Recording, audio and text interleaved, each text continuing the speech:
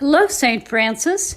I'm Michelle Hines, Communications Coordinator, and today I'm speaking with Gayle Lackey, a charter member of St. Francis, which was founded in 1954 with the current building completed in 1956. Gayle should be a familiar face to most of you.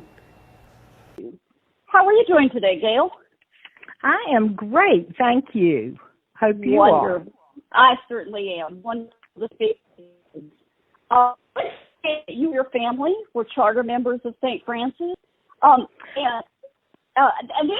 I know that you were attending church for the interim period while the church was being constructed. Tell me about where church services were held. I know you were a child at the time.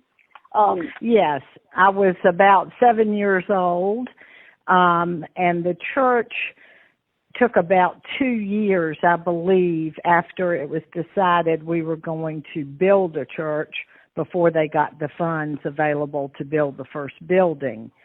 So they had to find a place for us to hold church, and they did that at Irving Park School, which was very convenient for my family because we only lived 2 blocks from the school, and I walked back and forth to school every day, and I walked back and forth at lunch every day. So it was very normal for me to walk to Irving Park School Sunday mornings and attend church.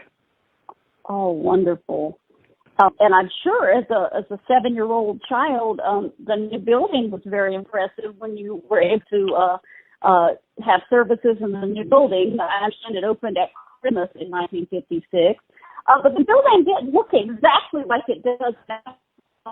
It was, yes, the sanctuary was very much the same, only it was stripped down. We didn't have pews in the beginning, and we all had to get our folding chairs and go put them out for services on Sunday morning. So that was a little different. And, of course, our new parish hall was not there. The Sunday school rooms were pretty much located where they are now. And I believe that the kitchen originally was at the end of that Sunday school wing. I believe that's right. Wow. And I understand that the doors may not have been quite the same, the big doors out front. No, when our daughter got married there in 2002, I remember saying to somebody at the church, what happened to our doors? They used to be green, a beautiful color of green, and now somebody has painted them red. And so our wedding pictures, Sonny and I are standing in front of green doors, and our daughter standing in front of red doors. It was kind of interesting that they got painted along the way. I don't know who did that. I don't remember exactly when it happened.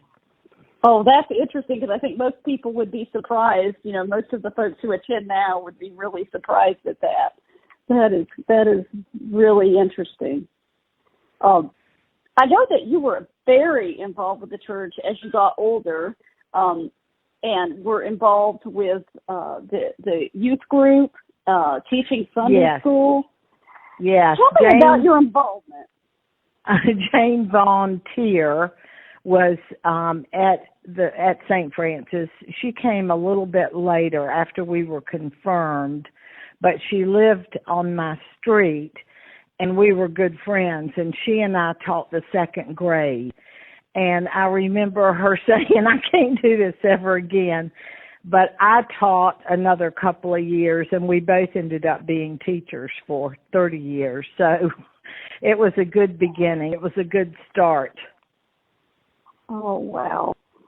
And then the youth group, yes, the youth group was high school. I think there was some involvement, I think, about junior high. We didn't have middle school. We had junior high school then. But I remember specifically my high school years with the EYC. My parents were the advisors, and I was president of the EYC for 3 years in high school and loved that group. We took some trips. We had speakers.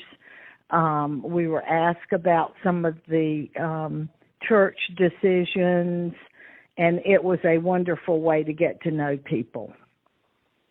Wow, and the EYC is still thriving today. That is Yes, it is. I think it was the Young People's Service League in the beginning, and then it became EYC. But it was always a well-attended group. We used to eat supper, and that's what I'm thinking. We ate at the end of the Sunday school room. I think there was a small kitchen there, as I recall. We used to have dinner and then some sort of a meeting with EYC. Wow. Oh, that is fascinating. Yeah, I think that the youth now would like, be interested to hear about that and what it was like when you were in EYC. Well, they have such a nice space now over at St. Mike's. That's where they meet, I believe, and they have their own dedicated space, which would be very nice. Oh, I'm sure that's a beautiful house, St. Mike's. Yes, it is.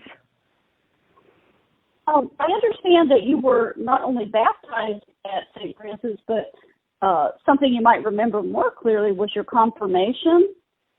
Yes, confirmation. Oh, confirmation was something.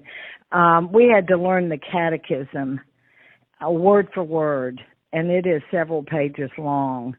And I remember, I'm so sorry, I can't remember our Sunday school teacher's name, but we had this wonderful Sunday school teacher who drilled the catechism into us word for word. And confirmation came along, and at that time, Peter Robinson sat with each child who was going to become confirmed and asked us questions, and sort of, it was like a test. And I can remember being so nervous about doing that, sitting out on the very front steps at St. Francis and waiting for him to call my name. I was just a nervous wreck. There were 4 or 5 of us, I guess. He had a few of us at a time. And we would go in and come out, and the person who would come out would be so relieved. I just remember that so well. But that was something. That was a very interesting time. Wow. And both of our children were confirmed at St. Francis also. So it was a very nice experience, and we had wonderful pastors and assistants all through our time at St. Francis. Oh. Tell me a little about Peter Robinson. I understand he was the very first rector at St. Francis, and he was there for about 20 years, I understand. Yes. I understand he was close to you and your family. He was a very good friend of my parents.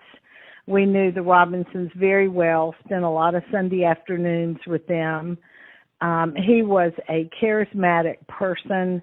He never met a stranger. He was the most wonderful, welcoming person. And children loved him, but adults loved him also.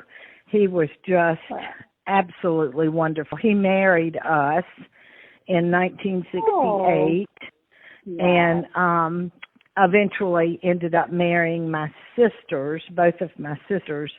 At a later time, he was able to come back and marry them also. He was supposed to do my dad's funeral in 2005, and unfortunately the day we got up, it was January, and the weather was terrible. It was sleeting, and at that time he was living in Durham, North Carolina, and he could not get to Greensboro. So that was a real disappointment for our family. But we truly love Peter Robinson, and he was a wonderful person for the church. Oh. And I understand, of course, you're very connected with St. Francis and the people at St. Francis. I know it's hard for you, as it is for everybody, to be so quarantined or set apart right now. How are you keeping busy? Well, fortunately, one of my favorite things at St. Francis is St. Clair's, And we have done several Zoom meetings, which has been very nice.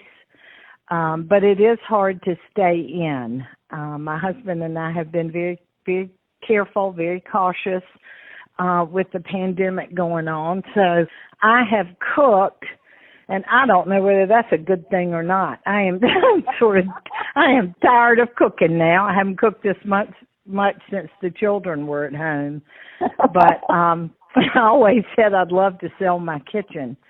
But I guess I'm glad I didn't, that I have it now, because that is an activity, and I've cooked a lot of things for the neighbors, shared them with the neighbors, and that's fun to get out and see them at least at a distance. Has been very nice.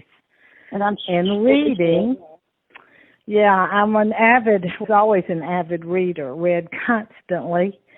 And I got macular degeneration several years ago, and now am legally blind.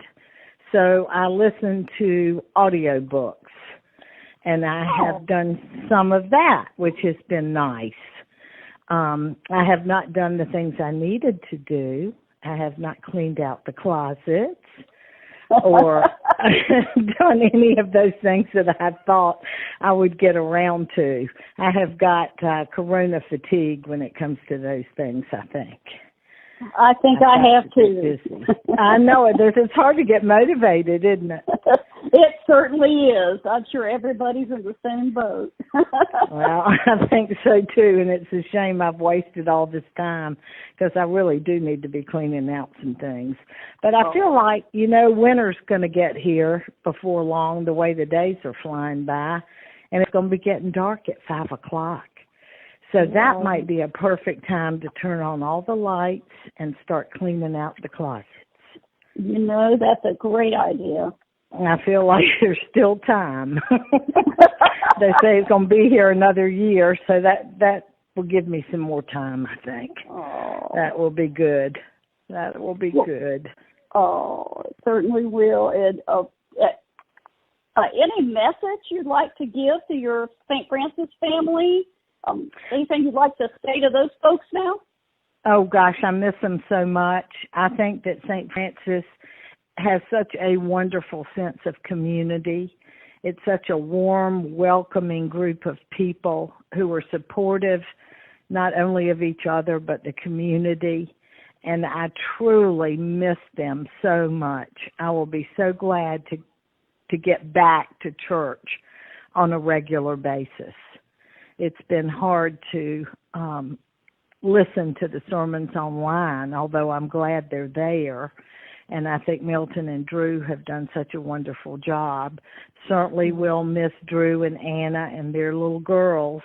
We're so happy for them, but we certainly are going to miss them. We have enjoyed having them so much. So I hope everybody stays well and happy and healthy until we can all get back together again. Well, I second that, and I think everyone in the congregation is missing you as well. And, well, you're sweet. We certainly are missing them. It's been a long time, hasn't it? It certainly has. I don't think anyone expected this to go on for so long. No.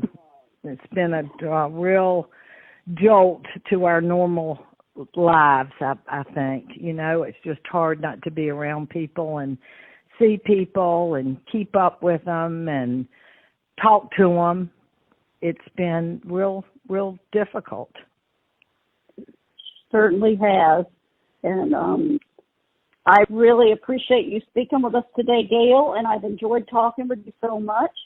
And well, I've enjoyed talking to you, and thank you for calling. You take care of yourself. Oh, you are so very welcome, and I have also really enjoyed learning about the history of the church here at St. Francis, and appreciate it quite a lot. You're sure. You're more than welcome.